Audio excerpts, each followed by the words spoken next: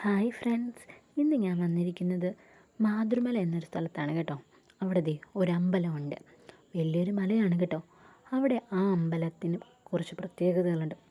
പ്രകൃതി അനുഗ്രഹിച്ച സൗന്ദര്യമാണ് ആ അമ്പലം കാണുന്നത് തന്നെ.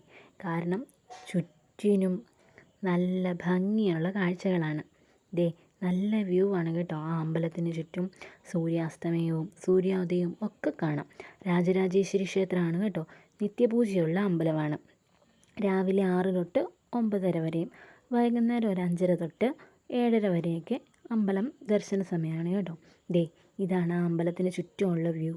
ഇവിടെ നിന്ന് 3 ജില്ലകൾ കാണാം: ഇടുക്കി, കോട്ടയം, അതുപോലെ തന്നെ ആലപ്പുഴയിലെ വിളക്കുമരമൊക്കെ കാണാൻ സാധിക്കും കേട്ടോ. ഈ അമ്പലം സ്ഥിതി ചെയ്യുന്നത് കോട്ടയത്താണ് കേട്ടോ. അപ്പോൾ എൻ്റെ വീടിന് തൊട്ടടുത്താണ് കേട്ടോ ഈ അമ്പലം. ഞങ്ങളൊക്കെ കുഞ്ഞിലേ തൊട്ട് വരുന്നതാണ് ഇവിടെ. മീനമാസത്തിലാണ് ഇവിടുത്തെ ഉത്സവം. പിന്നെ ഇവിടെ പ്രധാനപ്പെട്ട ഒരു പൊങ്കാലയും ഉണ്ട്. അത് വൃശ്ചിക മാസത്തിലാണ് കേട്ടോ. വൃശ്ചികത്തിലെ കാർത്തികയ്ക്കാണ് പൊങ്കാല. അതിനോട് ചേർന്ന് തന്നെ ഒരു ബഹുനില കെട്ടിടമുണ്ട്.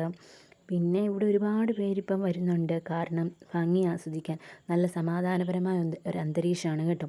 സന്ധ്യയായ നല്ല കാറ്റും തണുപ്പും ഒക്കെയാണ്. അതുപോലെ തന്നെ പ്രഭാതത്തിലും നല്ല തണുപ്പും കാറ്റും ഒക്കെയാണ് കേട്ടോ. മഞ്ഞ് മൂടും. ഇതാണ് ആ കെട്ടിടം.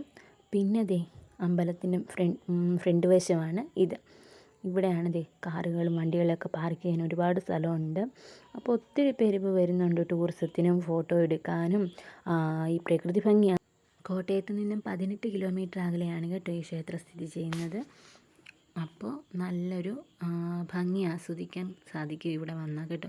അപ്പോൾ ഞങ്ങൾ കർക്കിടകം 1-ാം തീയതി ഞങ്ങൾ വന്നതാണ് ഇവിടെ തൊഴാനായിട്ട്. അപ്പം ഞങ്ങൾ സന്ധ്യയ്ക്കാണ് കേട്ടോ വന്നത്. രാവിലെ വരാൻ പറ്റിയില്ല. അപ്പോൾ ഞങ്ങൾ സന്ധ്യയ്ക്കാണ് വന്നത്. അപ്പോൾ ഞങ്ങൾ സന്ധ്യയ്ക്ക് വന്നു. ദീപാരാധനയൊക്കെ തൊഴുത് പ്രസാദമൊക്കെ മേടിച്ചു. അപ്പോൾ ഇത്രയേ ഉള്ളൂ. Okay, by.